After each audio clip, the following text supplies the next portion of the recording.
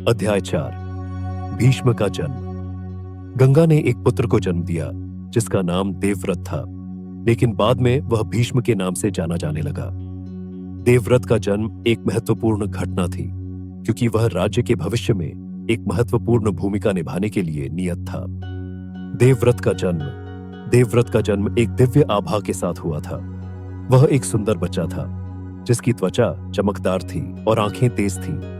गंगा अपने पुत्र के जन्म से अत्यधिक प्रसन्न थी और उसने उसके साथ कई खुशी के पल बिताए। गंगा की कार्रवाइयां, हालांकि गंगा की खुशी अल्पकालिक थी। उसने देवव्रत को गंगा नदी में ले जाकर उसे डुबो दिया।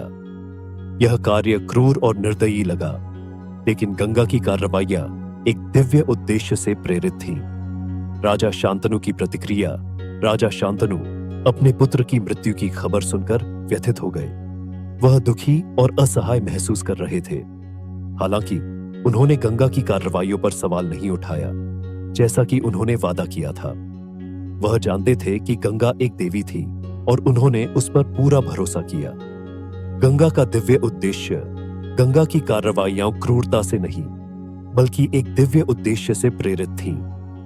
वह पृथ्वी पर एक विशिष्ट कार्य को पूरा करने के लिए भेजी गई थी, और उसके पुत्रों का जन्म और मृत्यु उस कार्य का हिस्सा था।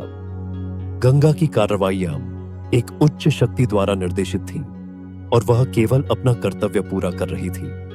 देवव्रत के जन्म और मृत्यु का महत्व। देवव्रत का जन्म और मृत्यु राज्य के इतिहास में महत्वपूर्ण घटनाएं थीं। देवव्रत का जन्म एक नए युग की शुरुआत का प्रतीक था, और उसकी मृत्यु गंगा के दिव्य उद्देश्य की पूर्ति के लिए एक आवश्यक कदम था। देवव्रत का पुनर्जन्म। हालांकि देवव्रत की कहानी उसकी मृत्यु के साथ समाप्त नहीं हुई।